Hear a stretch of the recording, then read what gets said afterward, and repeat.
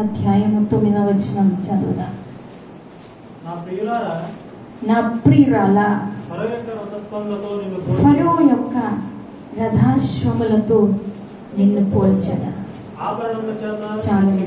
నా ప్రియురాలా, ఫరో యొక్క రథాశ్వములతో నిన్ను పోల్చెదా. చిన్న ప్రార్థన. పరిశుద్ధుడా, మీరు నాతో మాతో అందరితో మాట్లాడండి. అయోగ్యురాలని నన్ను నీ శిరోచాటును మరుగు చేసుకొని మీరే మాట్లాడి మహిమ పొందమని యేసునామమున ప్రార్థిస్తున్నాను పరమ తండ్రి, ఆమేన్. పరమగీత గ్రంథము 1వ అధ్యాయము 9వ వచనంలో మనం చదివినటువంటి మాట మరొకసారి చదువుదాం. నా ప్రియురాలా, ఫరో యొక్క రథాశ్వములతో నిన్ను పోల్చెదను. దేవుడు సంఘముతో చెప్తున్నటువంటి మాటలు ఇవి. నా ప్రియురాల, ఫరో యొక్క రథ అశ్వములతో నిన్ను పోల్చెదను. మనలను దేవుడు లేకపోతే సంఘాన్ని అనేక వాటితో దేవుడు పోల్చుకుంటూ వచ్చాడు. బైబిల్ గ్రంథంలో మనల్ని దేవుడు గొర్రెలతో పోల్చాడు ఒక సందర్భంలో, తర్వాత చెట్లతో, ద్రాక్ష తీగతో దేవుడు మనల్ని పోలుస్తూ వచ్చాడు. అనేక విషయాల్లో మనల్ని దేవుడు పోలుస్తూ వస్తాడు మన బైబిల్ గ్రంథాన్ని చదివినప్పుడు. ఇక్కడ ఫరో యొక్క రథాశ్రములతో నిన్ను పోల్చెదను అని ఒక చక్కని మాట, అద్భుతమైనటువంటి మాట. దేవుడు మనల్ని రథము యొక్క అశ్వము అనగా గుర్రముతో దేవుడు పోలుస్తున్నాడు. ఈ ఫరో ఎవరు అని అంటే, ఐగుప్తు రాజులను ఫరోస్ అంటారు. ఫరో 1, 2, 3 అని అలాగూ ఆ రాజుని ఫరో అంటూ ఉంటారు. ఆ రాజులను, వారి యొక్క సమాధులను ఏమంటారు, పిరమిడ్లుగా కడతారు. ఐగుప్తు దేశంలో ఇప్పటికీ ఉన్నాయి ఫరో యొక్క సమాధులు, పిరమిడ్లుగా మనం చూస్తూ ఉంటాం. ఫరో అంటే మీకు అర్థమైంది, ఐగుప్తు యొక్క రాజు. ఫరో యొక్క అశ్వము అంటే గుర్రం అండి. ఈ గుర్రాలు ఐగుప్తు దేశములో ప్రసిద్ధి చెందినవి. చూడండి, ఒక్కొక్క ప్రాంతము ఒక్కొక్క దానికి ప్రసిద్ధి. కొన్ని ప్రాంతాల్లో కొన్ని వస్తువులు దొరుకుతూ ఉంటాయి. మనం ఏం చేస్తాం, అక్కడికి వెళ్ళి తెచ్చుకుంటూ ఉంటాం. అలాగే గుర్రాలు ఐగుప్తులో ప్రసిద్ధి. అక్కడి గుర్రాలు యుద్ధానికి బాగా పనికొస్తాయండి. అక్కడి గుర్రాలు మంచి బలమైనటువంటి గుర్రాలు, యుద్ధానికి ఉపయోగపడేటువంటి గుర్రాలవి. ఆ గుర్రాల్ని రాజులందరూ ఆనాటి కాలంలో అక్కడి నుంచి తెప్పించుకునేటువంటి వారు. అలాగే సొలొమోను మహారాజు కూడా తాను రాజరికానికి వచ్చినప్పుడు ఐగుప్తు దేశంలో నుండి గుర్రాలను తెప్పించుకున్నాడు. 2వ దినవృత్తాంతాల గ్రంథము 1వ అధ్యాయము 16వ వచనాన్ని చదివితే,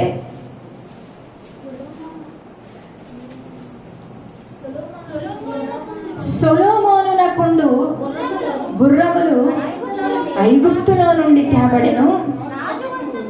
రాజవర్తకులు ఒక్కొక్క గుంపులకు నియమాకమైన ధర నిచ్చి గుంపులుగా కొని తెప్పించిరి. వారు ఐగుప్తు నుండి కొని తెచ్చిన రథం ఒకటింటికి 600 తులముల వెండియు, గుర్రం ఒకటింటికి 150 తులముల వెండియు ఇచ్చిరి. చూసారా, రాజులందరూ, హిత్తీల రాజులందరి కొరకును, సిరియా రాజులందరి కొరకును వారు ఆధారకి వాటిని తీసుకుని వచ్చారు. అంటే ఐగుప్తు దేశములో ఉండేటువంటి ఆ గుర్రములు చాలా గొప్పవి, విలువైనవి, బాగా పరిగెత్తగలవి, పోరాడగలిగేటువంటి ఆ పటిమను కలిగినటువంటి ఆ గుర్రాలు. అందుకే దేవుడు ఫరో యొక్క రథాశ్వముతో నిన్ను పోల్చెదను. రథం, పూర్వము రథాలు ఉండేవండి. రాజులు ఆ రథంలో కూర్చుని యుద్ధానికి వెళ్ళేవారు. ఆ రథాన్ని లాగటానికి గుర్రాలు ఉండేవి. అవి చాలా బలమైనటువంటి గుర్రాలు, వేగముగా పరుగెత్తేటువంటివి, వడిగలిగినటువంటి గుర్రాలు. అలాంటి గుర్రముతో దేవుడు నిన్ను నన్ను పోలుస్తూ ఉన్నాడు. ఒక ప్రాంతం నుండి ఇంకో ప్రాంతానికి వెళ్ళటానికి కూడా గుర్రాలను వాడేటువంటి వారు. పూర్వము అవి వాహకాలుగా ప్రజలను ఒక చోట నుండి మరొక చోటకు చేర్చేటువంటి సాధనాలుగా గుర్రాల్ని ఉపయోగించేవారు. ఈ గుర్రముతో పోల్చడానికి గల కారణం ఏంటి? ఈరోజు మనల్ని దేవుడు ఎందుకు గుర్రముతో దేవుడు పోలుస్తూ ఉన్నాడు? గుర్రము వడిగా పరిగెత్తలేదు. ఈరోజు మనం కూడా అలా పరిగెత్తాలని దేవుడు కోరుతూ ఆ యొక్క అశ్వముతో దేవుడు పోలుస్తూ ఉంటాడండి. మనం కూడా పరిగెత్తాలి. ఆత్మ సంబంధమైనటువంటి విషయాల్లో పరిగెత్తాలి. మనం దేవుడు ఇక నడవకూడదండి. మనం ఏం చేయాలి? పరిగెత్తాలి. ఎప్పుడు నడుస్తూనే మనం నత్త నడకలు నడిచేటువంటి కాలం కాదు ఇది. ఈ చివరి దినాల్లో మనం ఏం చేయాలంటే పరిగెత్తాలి. నెమ్మదిగా నడుచుకుని వెళ్తానులే, ఏదో రకంగా చివరికి చేరిపోతాను నేను అని అనుకోవటానికి లేదు. వెనక శత్రువు వస్తున్నప్పుడు మనం నడుస్తూ వెళితే శత్రువు చేతికి చిక్కుపడిపోతాం. కావున ప్రియ దేవుని బిడ్డలారా, పరిగెత్తే సమయం ఇది. దేవుని కొరకు అలసిపోకుండా పరిగెత్తే సమయం ఇది. అందుకే దేవుడు మనల్ని ఒక గుర్రముతో పోలుస్తూ ఉన్నాడు. ఫరో యొక్క రథాశ్వములతో నేను నిన్ను పోల్చెదను. మనం ఎందుకు పరిగెత్తాలి? బహుమానం పొందుకోవటానికి పరిగెత్తాలండి. దేవునికి స్తోత్రం కలుగును గాక. 2వ తిమోతికి రాసిన పత్రిక 4వ అధ్యాయము 7వ వచనాన్ని మనం చదివినప్పుడు, ఇదిగో బహుమానము, నేను మంచి పోరాటం పోరాడాను, నా పరుగును కడముట్టించాను, విశ్వాసమును కాపాడుకొంటిని. నా కొరకు ఏముంది? నీతి కిరీటం ఉంది. హల్లెలూయా. మనం ఎందుకు దేవుణ్ణి నమ్ముకున్నా? ఆ నీతి కిరీటం కొరకే, ఆ బహుమానం కొరకే. చాలా మందికి తెలియదు ఎందుకు దేవుని మందిరానికి వస్తారో, ఎందుకు దేవుని సన్నిధికి వస్తా అంటారో. ఏలోక సంబంధమైన అవసరాల కోసమే కాదండి. దేవుడు నమ్మేది జీవ కిరీటం మనం పొంద ప్రయాసపడాలి. అందుకొరకు మనము ఏం చేయాలండి? పరిగెత్తాలి. పరిగెత్తిన వాళ్ళకే ఏం చేయాలండి? పరిగెత్తిన వాళ్ళకి అందరికీ బహుమతి దేవుడు ఇస్తాడు. జీవ కిరీటం ఇస్తాడు. మంచి పోరాటం పోరాడితే దేవుడు మనకి ఇస్తాడు. మన పరుగును కడముట్టించాలి. మధ్యలో ఆగేయకూడదు. చాలా మంది మరి ఉగురుపు వస్తుంది, చాలా మందికి ఆయాసం వస్తుంది. వచ్చి ఏం చేస్తారంటే కొంతకాలం పరిగెడతారు, బాగానే ఉంటారు. దేవుని మందిరంలో అన్ని విషయాల్లో చాలా పర్ఫెక్ట్గా చాలా బాగుంటుంది వాళ్ళ పరుగు. కొంతకాలం అయ్యేసరికి చతికిలు పడిపోతూ ఉంటారండి. ఏమో నా వల్ల కాదు, నాకు చాలా కష్టం అనుకుంటారు. అయితే దేవుడు అంటున్నాడు, మంచి పోరాటమే కాదు, పరుగును కడముట్టించాలి. మనం పరిగెట్టాలి, బహుమానము పరిగెట్టాలి. అబ్రహాము పరిగెట్టాడు. ఎందుకు పరిగెట్టాడంటే, చూడండి, దేవుని సేవకులు, దేవుని యొక్క దూతలు వస్తున్నప్పుడు అబ్రహాము వారికి ఆతిథ్యం ఇవ్వడానికి పరిగెత్తినట్టుగా ఆదికాండము 18వ అధ్యాయం 7వ వచనంలో రాయబడినటువంటి మాటను మనం చదువుదాం. అబ్రహాము ఇంటికి దేవదూతలు లేకపోతే దేవుడే వారి ఇంటికి వచ్చినప్పుడు దేవునికి ఆతిథ్యం ఇవ్వటానికి దేవుడని తెలియకే వారికి ఆతిథ్యం ఇవ్వటానికి పరుగెత్తినట్టుగా మనం అక్కడ చూస్తాం. పశువుల మందకు పరిగెత్తి 7వ వచనం 18వ అధ్యాయము 7వ వచనం. మరి అబ్రహాము పశువుల మందకు పరిగెత్తి ఒక మంచి లేత దూడ తెచ్చి ఒక పనివానికి అప్పగించాను. వాడు దాని త్వరగా పరిగెత్తే అనుభవం అబ్రహాంకు ఉంది. మనకుందా అంటే? దేవుని దూతలు, దేవుడే స్వయంగా తన ఇంటికి వచ్చినప్పుడు పశువుల మందకు పరిగెత్తాడట. పరిగెత్తే అనుభవం మనం కలిగి ఉండాలి. మనం గుర్రాలం అండి. దేవునికి స్తోత్రం. మనం పరిగెత్తాలి. మనం ఏనుగులు కాదు. దేవునికి స్తోత్రం. దేవుడు మన ఏనుగులతోనూ తాబేలుతోనూ పోల్చలేదు. ఎంత గొప్ప దేవుడు మన దేవుడు.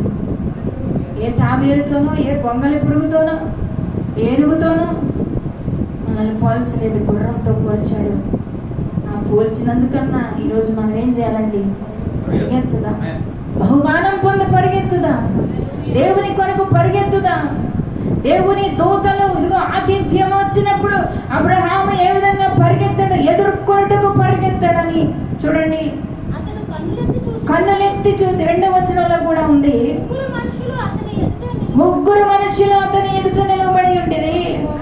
అతడు వారిని చూచి గుడారపు వాకిటి నుండి వారిని ఎదుర్కొనుటకు పరిగెత్తి. హల్లెలూయా. అసలు పరిగెత్తే వయసు ఏంటంటుంది? పరిగెత్తే వయసు కాదు. అయినా ఆ వయసులో పరిగెత్తితే చూసిన వాళ్ళు ఏం చేస్తారు తెలుసా?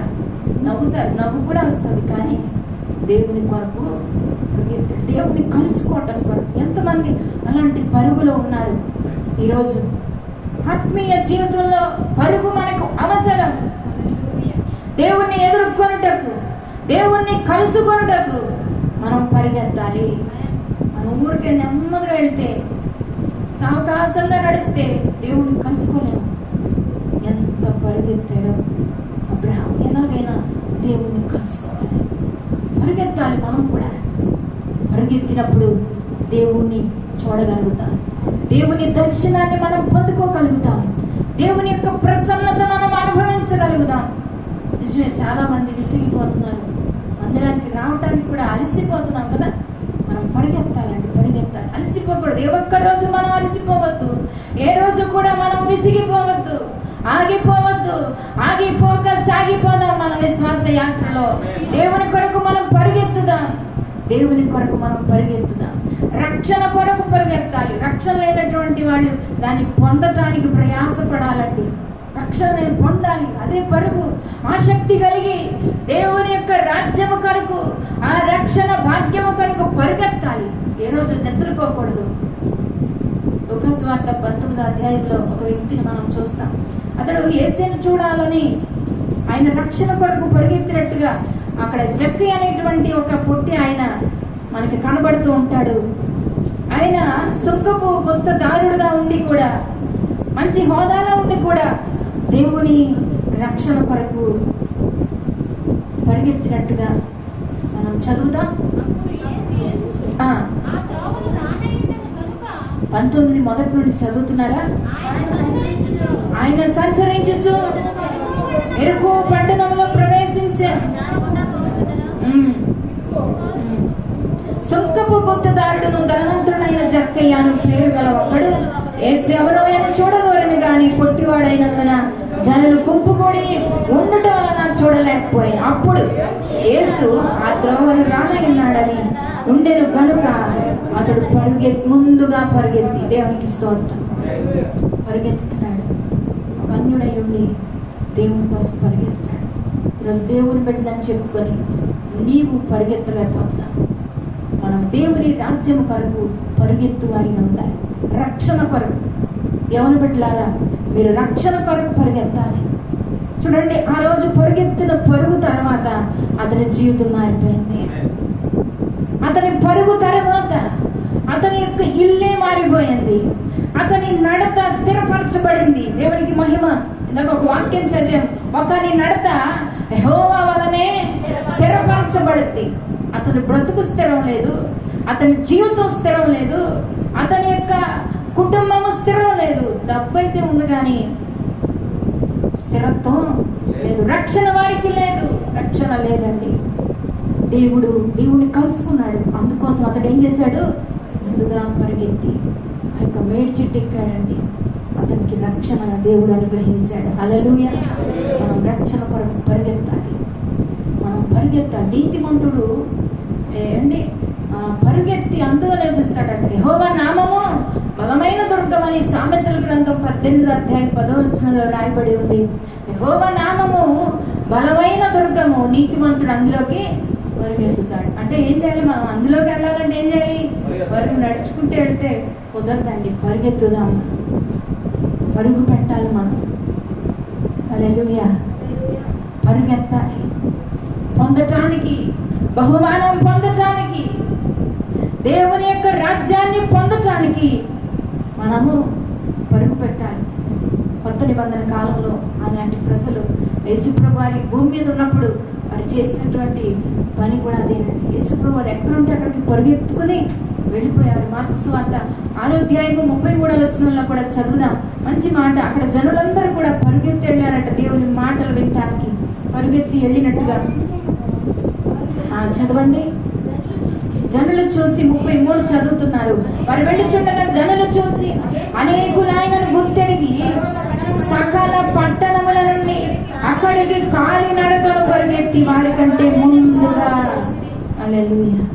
దేవుడు వెళ్ళే ప్లేస్కి దేవుడి కంటే ముందెళ్ళి అక్కడ కూర్చుని నిజంగా వారు ఎదురు చూసినటువంటి ఆసక్తి మనకి కనబడతా ఉంది. వాక్యం కొరకు పరిగెత్తాలి. వాక్యం అయిపోద్దేమో, మందిరానికి వెళ్తున్నా నేను, పాటలు అయిపోతున్నాయేమో, ఆరాధన అయిపోతుందేమో, లేదా సాక్ష్యాలు అయిపోతున్నాయేమో. ఎంతమందికి ఉంది ఈరోజు పరుగు? పల్లెటూరులో నేను చూస్తూ ఉంటాను, మా ఊర్లో కూడా కొంతమంది లేటుగా బయలుదేరి పరిగెత్తుతూ ఉంటారు. నాకు నిజమైన పరుగేనా అనిపిస్తుంది. ఎప్పటి నుంచి ఉండాలి ఆ పరుగు? పొద్దున్న నుంచి ఉండాలి ఆ పరుగు. ఎప్పుడు పరిగెత్తారు తెలుసా అండి? రోడ్డు మీదకి వచ్చాక బైబిల్ పట్టుకొని పరిగెత్తా అంటే నాకు నవ్వు వస్తూ ఉంటుంది. ఎందుకు అంత పరుగు? నిజమే, మంచిదే, కానీ ముందు నుంచి ఉండాలి ఆ పరుగు. ఉదయం నుండి మనం పరిగెత్తాలి. పాటలు అయిపోతున్నాయి ఇక్కడ, అయితే ఆరాధన అయిపోతుంది, దేవుని సన్నిధి నేను కోల్పోతున్నానేమో అని పరిగెత్తుదాం. మనం దేవుని కొరకు, వాక్యము కొరకు పరిగెత్తుదాం. చూడండి, స్వస్థత కొరకు పరిగెత్తాలి. అక్కడ ప్రజలు అదే అధ్యాయంలో వారు అనేక మంది రోగులను పరిగెత్తుకొని పోయి 55వ వచనం నుండి చదువుదాం. ఆ ప్రదేశం అన్నంతటా 6:55 పరిగెత్తుకొని పోయి ఆయన ఉన్నాడని విన్న చోటునకు రోగులను మంచముల మీద మోసుకొని వచ్చుటకు పరిగెత్తుతున్నారు. స్వస్థత కోసం పరిగెత్తుతున్నారు. వాక్యము కొరకు పరిగెత్తుతున్నారు. మనము పరిగెత్తాలి. పరిగెత్తే సమయం ఇది. చాలా మంది ఇహలోక సంబంధమైన పాపపు వాటి కొరకు పరిగెత్తుతూ ఉంటారు.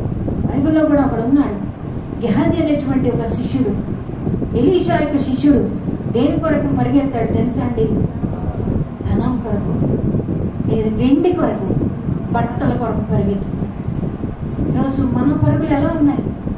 మరి ధనం కొరకు పరుగా, లేకపోతే బంగారం కొరకు పరుగా, ఇహలోక సంబంధమైనటువంటి వాటిని సంపాదించుకొనుటకు, కూర్చుకొనుటకు పరుగు పెడుతున్నావా, లేదా దేవుని విషయంలో పరుగు పెడుతున్నావా? మన పరుగు దేనికోసం? పరుగులో ఉన్నావా లేదా? పరుగు పందెంలో ఉన్నావా లేదా? ఆలోచించి. చాలా మంది ఇంకా స్టార్ట్ చేయలేదు పరుగు.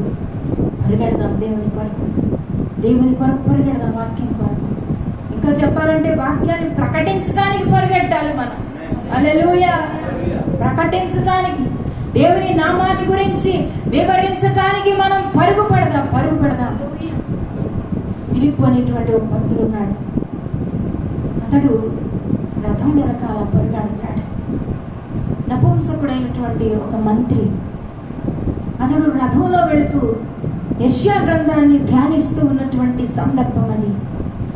ఆ సందర్భంలో అతడు చదివింది అతనికి అర్థం కావట్లేదు. అప్పుడు ఫిలిప్పు అనేటువంటి ఆ దేవుని సేవకుడు రథం వెనకాల పరిగెత్తిన అపోస్తలుల కార్యాల గ్రంథం 8వ అధ్యాయము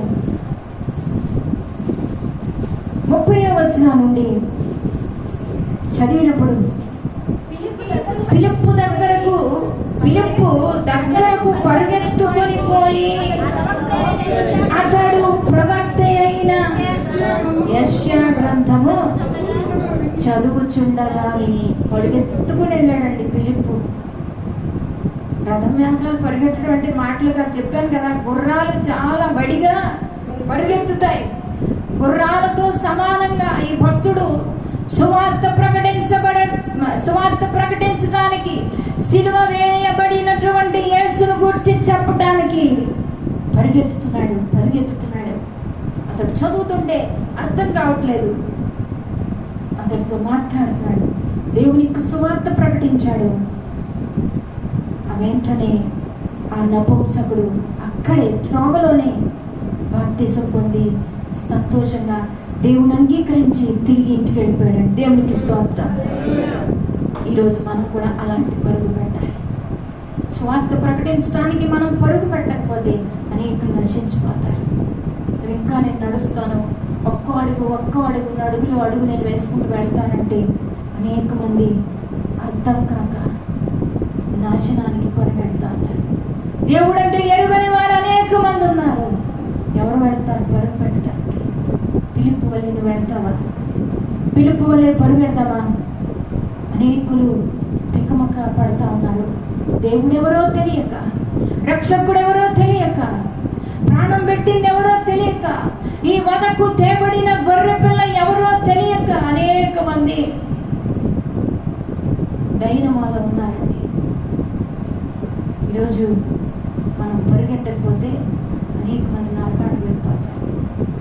నువ్వు పరిగెడతావు. అందుకే నిన్ను దేవుడు గుర్రంతో పోలుస్తాడు. నువ్వడిగా పరిగెత్తాలి, నువ్వడిగా పరిగెత్తాలి. దేవుని రాజ్యం కొరకు పరిగెత్తాలి. మనం పరుగు పెడదామా? పరిగెత్తుదామా? సరే, యవనస్తుడు దేవుని దగ్గరకు వచ్చి అంటాడు, పరిగెత్తి వచ్చాడట, అయ్యా నిత్యరాజ్యం చేరటానికి నేనేమి పరిగెత్తుకుంటూ వచ్చాడు. అంత ఆశ కదా, దేవుని రాజ్యం కొరకు పరిగెత్తుతున్నాడు. కానీ అతని పరుగు చివరికి వెళ్ళలేదనుకోండి, అది రెండో విషయం. అయితే మనం పరిగెడదాం, బహుమానం పరిగెడదాం, దేవుని రాజ్యాన్ని పొందడానికి పరిగెడదాం, సువార్త ప్రకటించడానికి పరుగు పెడదాం, రక్షణ కొరకు పరుగు పెడదాం, దేవుని వాక్యం కొరకు పరుగెడదాం.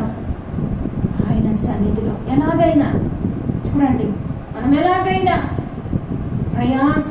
ప్రయాసపడి మనం ఏం చేయాలండి? బహుమానము పొందడం, పరుగెత్తాలి. పరుగెత్తినప్పుడే దేవుడు మనకు ప్రతిఫలం ఇస్తాడు. హల్లెలూయా. తర్వాత గుర్రానికి ఉండేటువంటి మరొక లక్షణాన్ని నేను చెప్పాలనుకుంటున్నాను. అదేంటంటే అది పోరాడేటువంటి శక్తి కలిగింది. అందుకే రాజులు యుద్ధానికి గుర్రాలను వాడేటువంటి వాడు. శత్రువును చూసినప్పుడు ఆ యొక్క ఇటువైపు ఉన్నటువంటి గుర్రంలో కానివ్వండి, అటువైపు ఆ రాజు దగ్గర ఉన్నటువంటి ఆ గుర్రంలో కానివ్వండి, ఒకలాంటి పోరాడేటువంటి ఆ స్పిరిట్ ఉంటుందట. గుర్రము ఎదుట ఉన్నటువంటి ఆ గుర్రంతో పోరాడి గెలవటానికి అదెంతో ఆరాటపడుతూ, ఎగురుతూ, గంతులు వేస్తూ రాజుగారికి సహకరిస్తూ ఉంటుందట. యుద్ధంలో ధైర్యంగా పోరాట పటిమ కలిగింది ఈ గుర్రం. ఈరోజు మనం కూడా పోరాడేటువంటి ఆ యొక్క శక్తిని మనం కలిగి ఉండాలి. పోరాడే ఆ స్పిరిట్ కలిగి ఉండాలి. చాలా మంది పోరాడలేకపోతున్నారు, అందుకే ఓడిపోతున్నారు. భక్తి జీవితంలో పతనానికి దారి తీస్తున్న చాలా మంది జీవితాలు పతనమైపోతున్నాయి. భక్తి జీవితంలో ఓడిపోతా ఉన్నారు.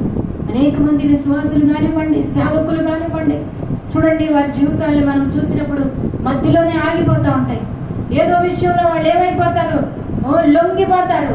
ఆ సాతాను ప్రలోభాలకు ఏమైపోతారంటే అట్రాక్ట్ అయిపోయి, లోబడిపోయి, చివరికి వారి ఆత్మీయ జీవితం కుప్పకూలిపోతూ ఉంటుంది.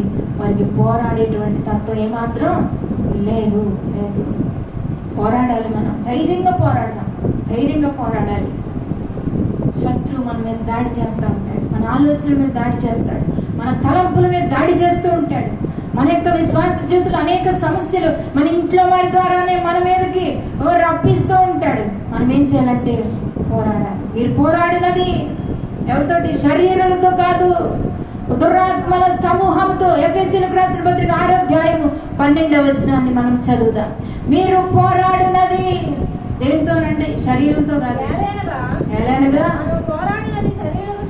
మనము పోరాడినది శరీరాలతో కాదు గాని ప్రధానులతోనూ, అధికారులతోనూ, అంధకార సంబంధులకు, లోకనాథులతోనూ, ఆకాశ మండలమందున్న దురాత్మల సమూహంతో మనం పోరాడుతున్నాం. మనం ఎవరితో పోరాడుతున్నాం అంటే దురాత్మల సమూహం, లోకనాథులతో మనం పోరాడుతున్నాం. కాబట్టి ఎంత జాగ్రత్తగా ఉండాలండి?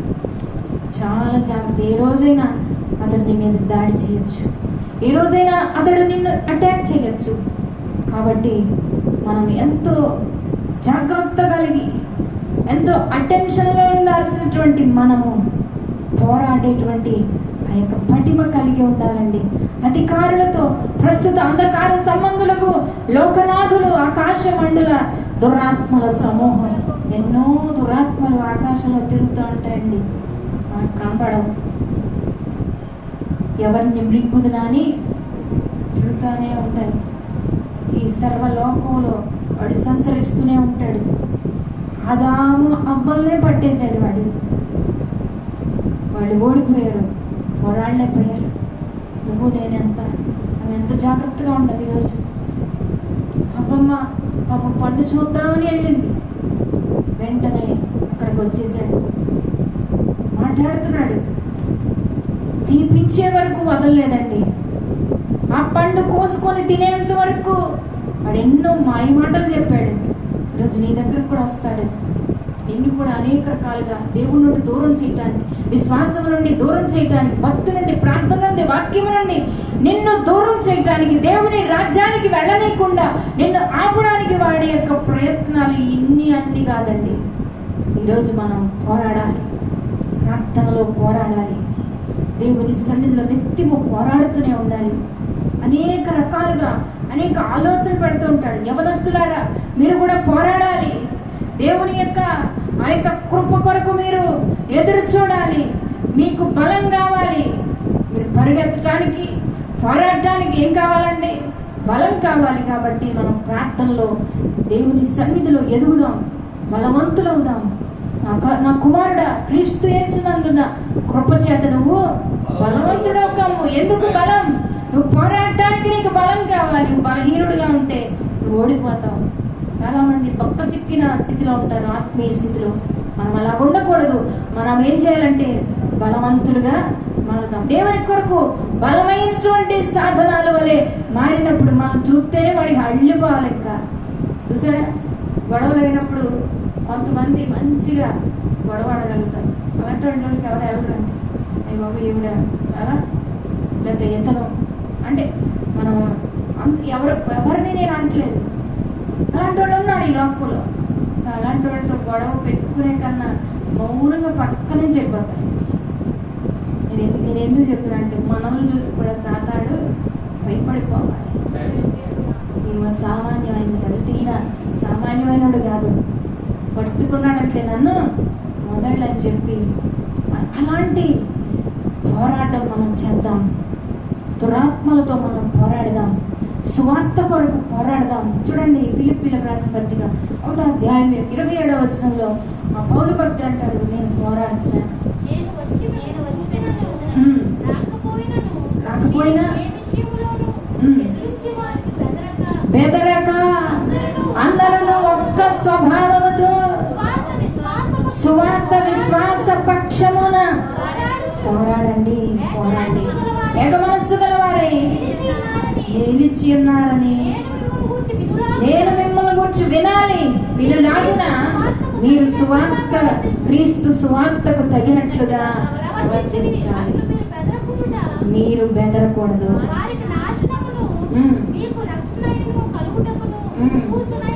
హల్లెలూయా, దేవునికి స్తోత్రం.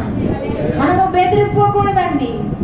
సువార్త విషయంలో కానివ్వండి, దేవుని మాటలు చెప్పడంలో కానీ మనము బెదిరిపోకూడదు. సువార్త కొరకు మనం ఏం చేయాలండి? ఏం చేయాలి? పోరాడాలి. పోరాడదాం. మనం దేవుని కొరకు పోరాడదాం. ఎఫ్ఎఫ్రా అనేటువంటి ఒక భక్తుడు ఉన్నాడు బైబిల్. అతడు ప్రార్థనలో పోరాడేట్టుగా మనం చూస్తాం. ఎక్కడంటే కొలస్సీలకు రాసిన పత్రిక 4వ అధ్యాయము 12వ వచనాన్ని చదువుదాం. కొలస్సీలకు రాసిన పత్రిక.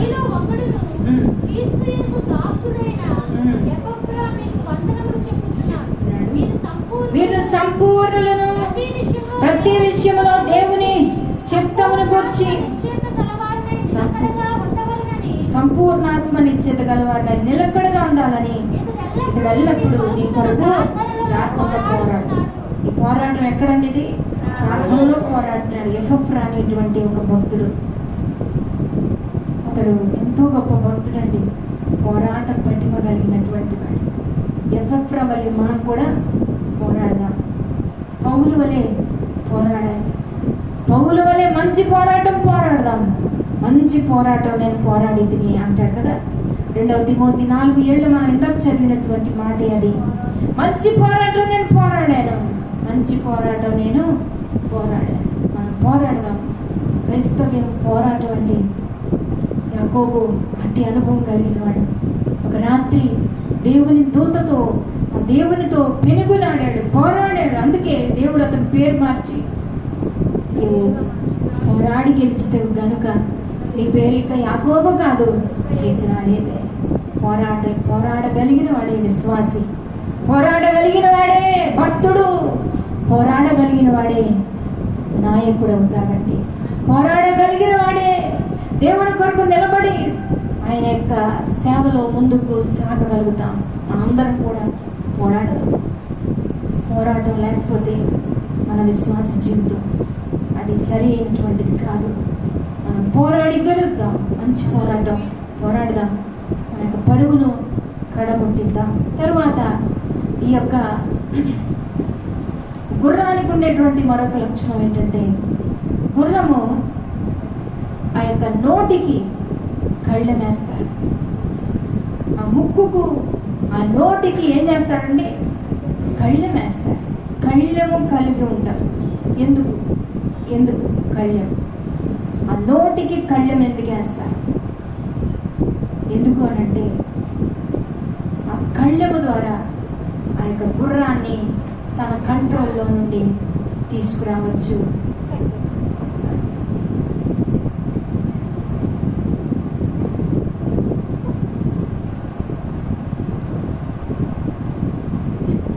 పౌలు వలె పోరాడు మంచి పోరాటం, యేసు వలె జయించు శత్రు సాతాను బలం. పౌలు వలె పోరాడు మంచి పోరాటం, పౌలు వలె పోరాడు మంచి పోరాటం, యేసు వలె జయించు శత్రు సాతాను బలం. పౌలు వలె పోరాడు మంచి పోరాటం. ఈరోజు మనందరి కుటుంబాల్లో ఏదో ఒక పోరాటాన్ని మనం ఎదుర్కొంటున్నాం. ఇది వాస్తవం అండి. మంచి పోరాడదాం. ప్రతి కుటుంబంలో కూడా ఏదో ఒక పోరాటంలో మనం ఉన్నాం. ఆ పోరాటంలో నుండి మనం జయం పొందాలంటే దేవుని సహాయాన్ని మనం కోరుకోవాలి. మూడవదిగా, గుర్రముతో దేవుడు మనల్ని పోల్చడానికి కారణం ఏంటంటే, గుర్రము కళ్ళాన్ని కలిగి ఉంటుంది. ఈ కళ్ళం ఎందుకంటే, ఆ గుర్రము మనిషి చేత కంట్రోల్ చేయబడటానికి ఆ కళ్ళెము తన నోటిలో నుండి ముక్కులో నుండి లాగుతారు. ఎప్పుడైతే ఆ గుర్రం మీద ఉన్నటువంటి వ్యక్తి దాన్ని పట్టుకుని లాగినప్పుడు గుర్రం ఆగిపోతుంది. దాన్ని మలుపు తిప్పడానికైనా ఇటు అటు పోనివ్వటానికైనా ఆ యొక్క కళ్ళెము చాలా ఉపయోగకరంగా ఉంటుంది. భక్తి జీవితంలో విశ్వాసమైన మనకు కూడా మన నోటికి ఏముండాలండి? కళ్ళెం ఉండాలి. మనం దేవుని వైపు మళ్ళడానికి కళ్ళెం ఎంతో అవసరం. కళ్ళెము, నోటికి కళ్ళెం ఉండాలి. యాకోబు పత్రిక 1వ అధ్యాయము 26వ వచనాన్ని చదువుదాం. మనం భక్తి గలవారని అనుకుంటే సరిపోదు, మనము నోటికి కళ్ళాన్ని కలిగి ఉండాలి. ఈ మాట చదువుదాం. చూడండి, 26 నుండి చదువుతున్నాను. ఎవడైనాను నోటికి కళ్ళెము పెట్టుకొనక తన హృదయమును మోసపరుచుకొనుచు భక్తి గలవాడని అనుకుని వాళ్ళ భక్తి వ్యర్థమే.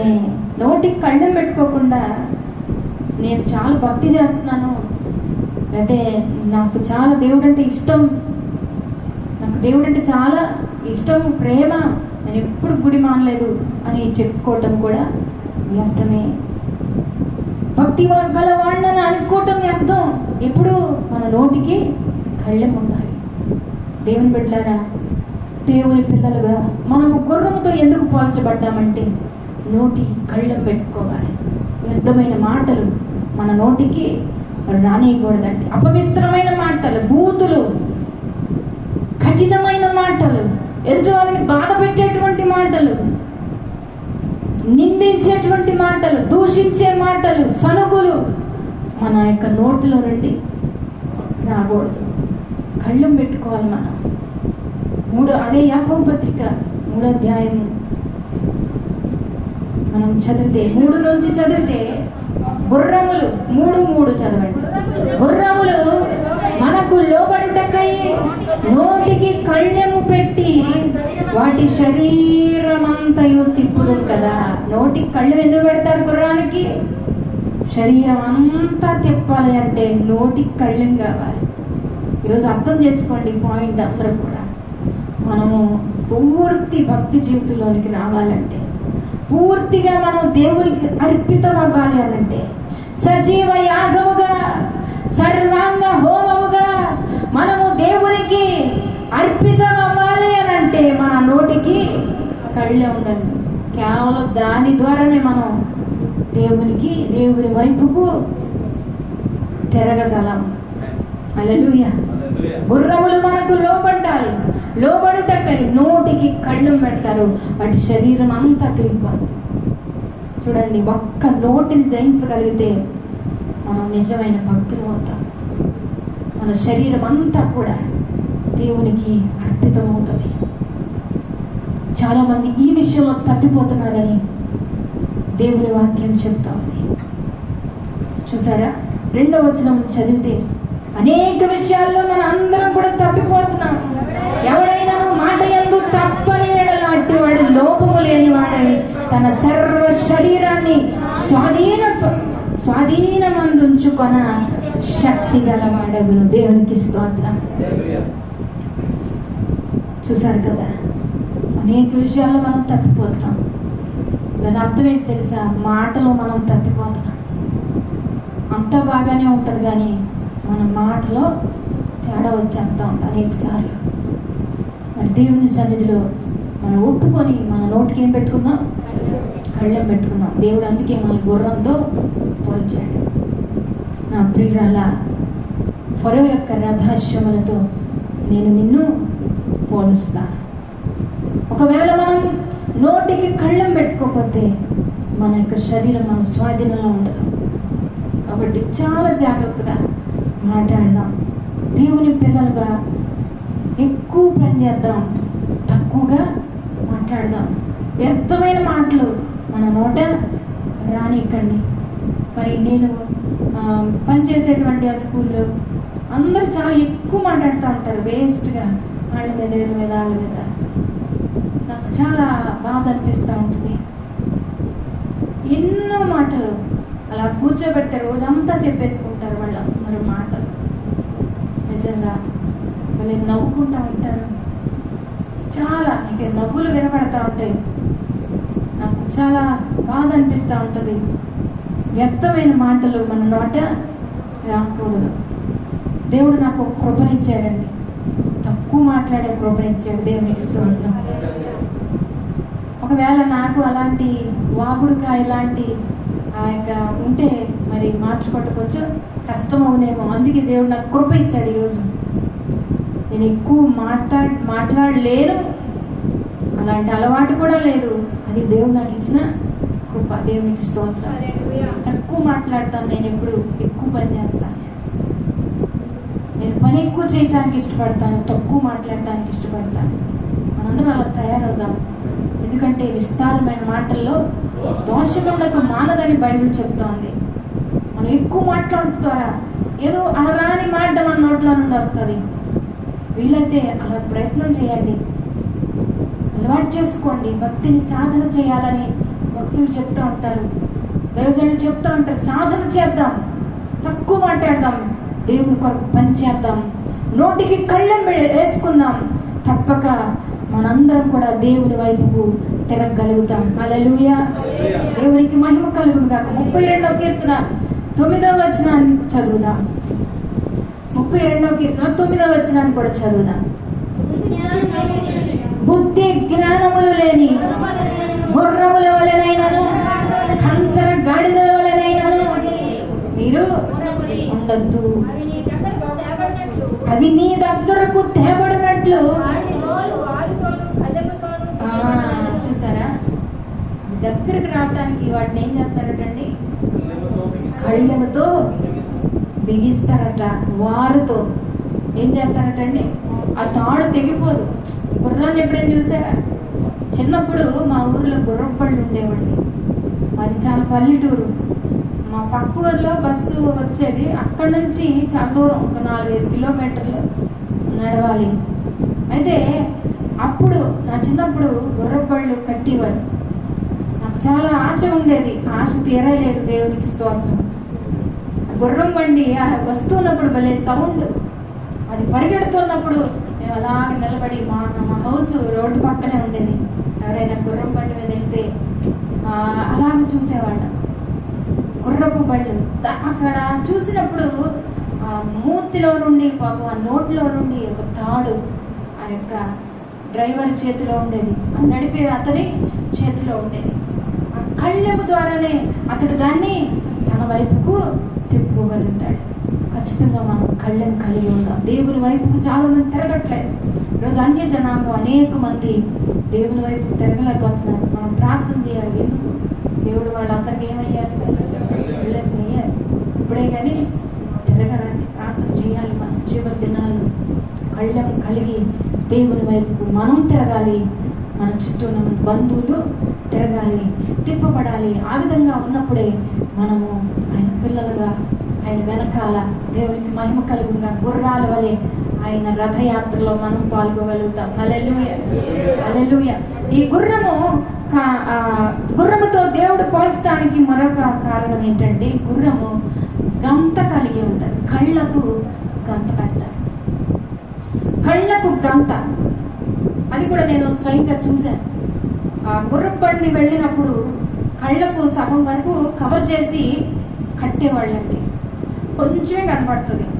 కన్నులో సగం మూసేస్తారు అటు ఇటు కూడా. అంటే అటువైపుకు ఇటువైపుకు చూడకుండా ఆ గుర్రానికి గంత కడతారు. అంటే సగమే కనపడుతుంది, సగం కనిపించదు. ఆ గుర్రం కళ్ళు వెనక్కి కూడా చూడగలిగేటువంటి ఆ యొక్క ఇదిని కలిగి ఉంటాయి, కెపాసిటీని కలిగి ఉంటాయి. గుర్రం కన్ను వెనక్కి కూడా ఉంటుందట. అంటే మనం చూడండి, ఎదురు చూస్తున్నప్పుడు ఈ పక్కకి మనం చూడలేం, కానీ గుర్రం మాత్రం ఎదురు చూడగలదట, పక్కకు కూడా చూడగలదట. అది ప్రయాణం చేస్తున్నప్పుడు ఒకవేళ ఆ గంత కట్టకపోతే అది పక్కకు వెళ్ళిపోయే అవకాశాలు ఉంటాయి. గనుక దానికి గంత కడతారు. మనం కూడా విశ్వాస జీవితంలో మనం గంతలు కలిగి ఉండాలి. మన చూపులకు దేవుడు గంతలు కలిగి ఉండాలని ఆయన ఇష్టపడుతున్నాడు. చాలా మంది చూపులు తిన్నగా ఉండవండి. మన కన్నులు అటు ఇటు చూడకూడదని బైబిల్లో ఉంది. ఆ మాట నేను చూపిస్తాను. సామెతల గ్రంథం 4:25 మన కన్నులు అటు ఇటు చూడకూడదు అనేటువంటి, నీ కన్నులు ఇటు అటు చూడక సరిగాను నీ కనురెప్పలు నీ ముందర సూటిగా చూడాలి. మన కన్నులు చాలా మందికి అలవాటు. చర్చిల్లో కూడా ఏం చేస్తారండి, అందరినీ చూస్తారు. అలా కాదు. మనం కన్నులు ఎక్కడ చూడాలి? దేవుని వైపే చూడాలి. మనకు దేవుడే కనపడాలి, లోకం కనపడకూడదండి. ఈ కన్నులు అటు ఇట్లు చూడకూడదు. కళ్ళకు గంతలు కలిగి ఉండాలి. మనందరం కూడా ఆ గంతలు, దేవుడిచ్చేటువంటి ఆ గంతలు కలిగి మనము జీవించాలని దేవాది దేవుడు ఈరోజు మనందరితో కూడా మాట్లాడుతూ ఉన్నాడు. మనందరం కూడా ఈ యొక్క లక్షణాలు కలిగి మనం తయారవ్వాలి. నా ప్రియురాల పరుల యొక్క రథాశ్రములతో నేను నిన్ను పోలుస్తాను. చివరిగా మరొక మాట ఏంటంటే, మనందరం కూడా యేసయ్య రథానికి కట్టుబడాలి. హల్లెలూయా. అప్పుడే మన యాత్ర ముందుకు సాగుతుంది. యేసయ్య ఆ రథంలో కూర్చున్నప్పుడు మనందరం ఆ రథానికి కట్టబడినటువంటి గుర్రాల వలె ఉండి రథాన్ని ముందుకు నడిపి, ఇది ఆత్మీయ రథం. ఇది కొనసాగాలి ఈ లోకంలో ఆయన రాకడ వరకు, ఆ రాక పర్యంతము.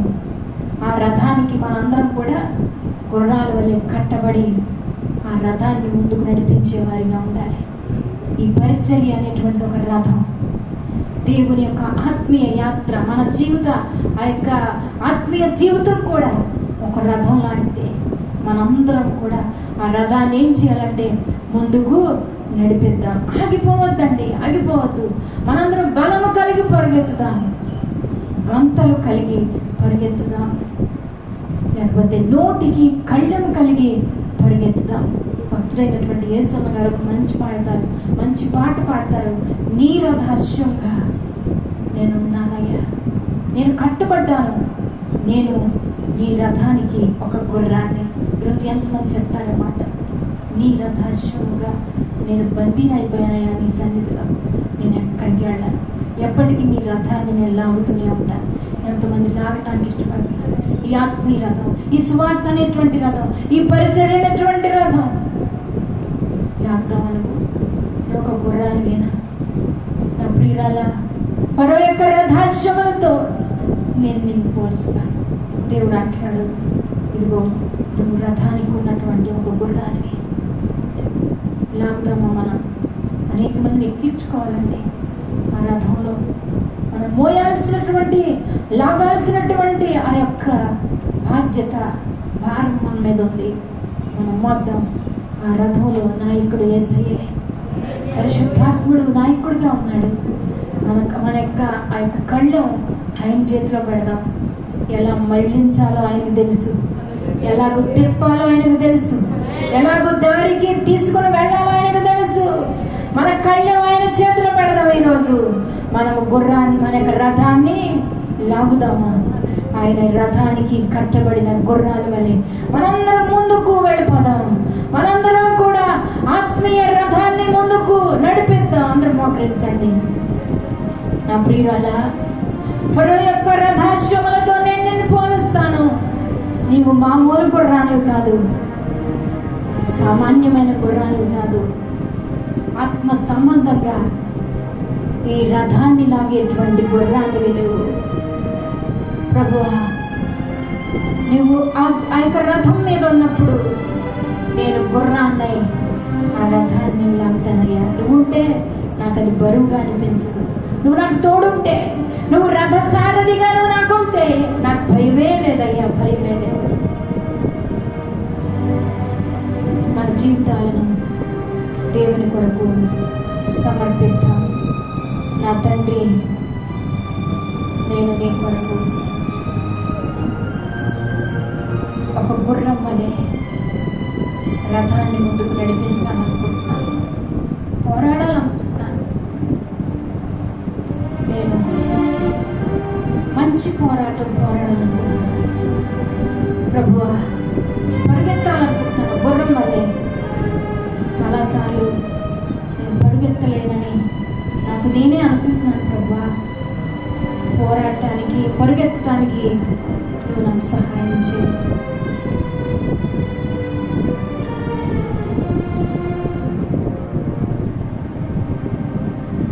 నాయనా, నీ రథానికి నేను అశ్వముగా ఉండాలనుకుంటున్నాను. ఈ ఆత్మీయ రథానికి నేను ఒక గుర్రంగా ఉండి, అవును ప్రభు, పరిగెత్తడానికి నేను సమర్పించుకుంటున్నాను. పోరాటానికి, శత్రువుతో పోరాటానికి నన్ను నేను సమర్పించుకుంటాను. నీ రథాశ్వముగా నీ త్యాగ బంధము నన్ను బంధించేనా, నీ ఆత్మ సారథిచే నన్ను నడిపించుమా. నా యేసు రాజా, నా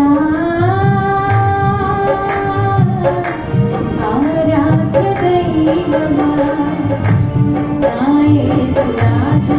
అందరూ కూడా రథం లాగుతున్నట్టుగా దేవుని సన్నిధిలో ఆ యొక్క దృశ్యాన్ని మనం చూద్దాం. రాజులకు రాజు, ప్రభులకు ప్రభు రథం మీద కూర్చున్నాడు. ఆయన రథయాత్రలో కూడా పాల్గొవాలి. ఈ రథయాత్ర మన ముందు ఉన్నది. నా యేసు రాజా, నా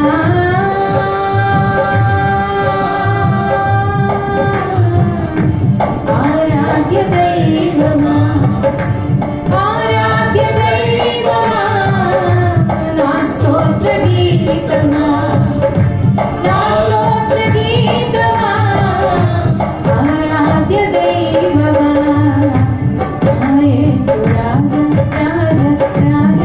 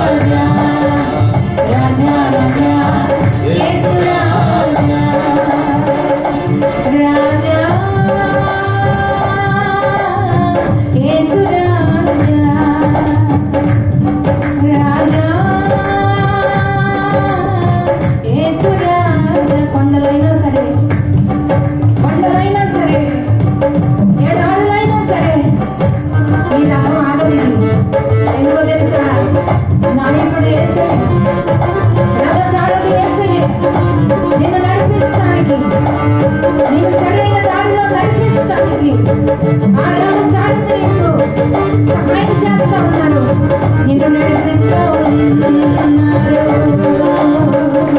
రాజా యేసు రాజా, రాజా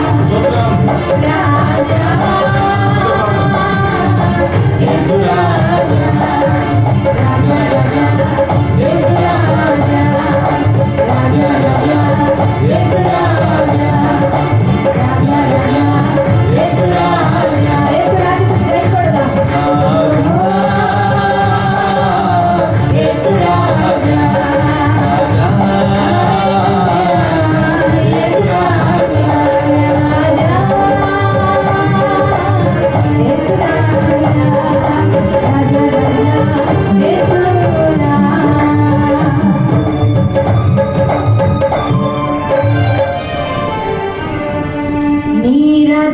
నీరథాశ్వముగా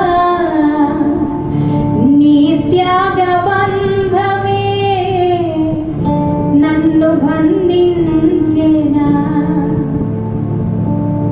నీ రథానికి నేను కట్టబట్టానికి కారణం ఏంటి తెలుసా?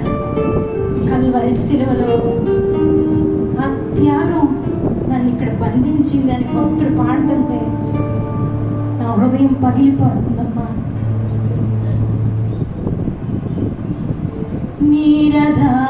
నీరథాశ్వముగా నీ త్యాగబంధమే నన్ను బంధించెనా.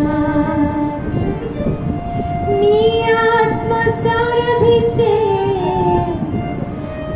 నన్ను నడిపించవా. ఎంతమంది బందీలయ్యారు రథానికి.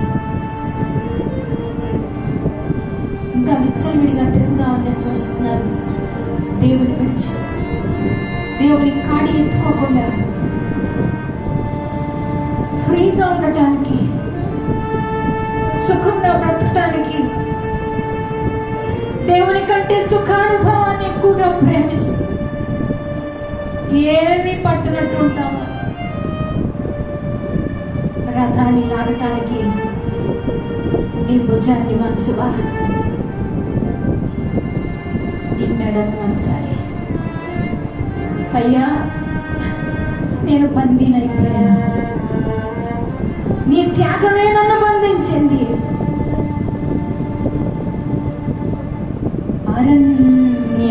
అరణ్యయాత్రలోన నా దాగు చోటు నీవే, నా నీటి ఊట నీవే. అరణ్యయాత్రలోన నా దాగు చోటు నీవే, నా నీటి ఊట నీవే. అతి కాంక్షణీయుడా ఆనుకునేద నీ మీద. అయ్యా నేను ఒంటరిదాన్ని కాదు, నీ మీద ఆనుకుని ప్రయాణం చేస్తానయ్యా. నాకు ఇది బరువు కాదయ్యా, నీవు నాకుండగా నాకు బరువే లేదు. ఎంత అద్భుతంగా ఉందండి ప్రభువా. గుర్రంగా ఉండటానికి నన్ను పిలిచావయ్యా. నీ రథాన్ని లాగే గుర్రం అయిపోవాలి నేను.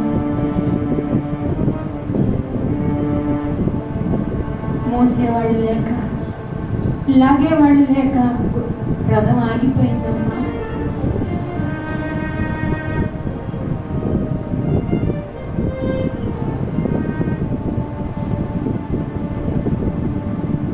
గుర్రాలు చాలక రథం ఆగిపోయింది.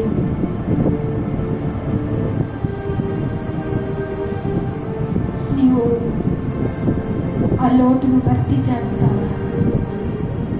దేవుడు నీతో మాట్లాడుతున్నాడు. నేను వస్తానయ్యా, నేను వస్తాను. ఎంతమంది మీ జీవితాలను సమర్పిస్తారో చేతుల పైకి ఎత్తండి. దేవుడు మిమ్మల్ని చూస్తున్నాడు. పరిశుద్ధాత్మ దేవుడు ప్రేరేపిస్తా ఉన్నాడు. ఈరోజు నాతో ఈ మాటలు చెప్పమని నన్ను ప్రేరేపిస్తా ఉన్నాడు. ఆ లోటు భర్తీ చేయడానికి ఎంతమంది మీ జీవితాలు సమర్పిస్తున్నారు? దాన్ని నేను లాగుతానయ్యా.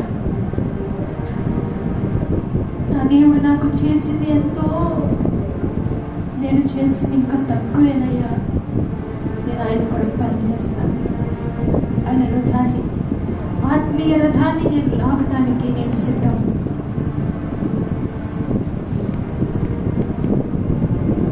ప్రభువా, చేతులు పైకెత్తినటువంటి బిడ్డలను దీవించండి. వారినందరినీ నీ కొరకు బలమైన సాధనాలుగా వాడుకోండి. సువార్త అనే రథం లాగటానికి, దేవుని పరిచర్య అనేటువంటి రథం లాగటానికి అనేక విషయాల్లో నీ రథం ముందుకెళ్ళటానికి వీళ్ళందరినీ మీరు వాడుకోండి. వాళ్ళందరినీ వాడుకోండి. నేను చెప్తా, మా జీవితాల్లో జరగలేయండి. మేము దానికి తగిన వారి వల్లే మమ్మల్ని సిద్ధపరచండి. నోటికి కళ్ళెము కలిగి, కళ్ళకు గంతలు కలిగి, పోరాట పటిమను కలిగి, పరిగెత్తే సామర్థ్యాన్ని కలిగి మేము బయలుదేరడానికి ఇష్టపడుతున్నాం. మాకు సహాయం చేయండి. ఈ బలమైన ఆత్మతో మమ్మల్ని అందరిని అభిషేకించండి. నీ చిత్తానికి మమ్మల్ని మేము అప్పగించుకుంటాం. మేమందరం కూడా నీకు నచ్చినటువంటి గుణాల వలె ఉండి ఈ రథాన్ని ముందుకు సాగించడానికి మేమందరం చేయగలుగుతున్నాం. మా సహాయం చేయండి, నడిపించండి, కృప చూపించండి. వాక్యం ప్రతి ఒక్కరు ఆ విధంగా ఉండటానికి, నిన్ను సంతోషపెట్టడానికి మీరు మాకు సహాయం చేసి నడిపించమని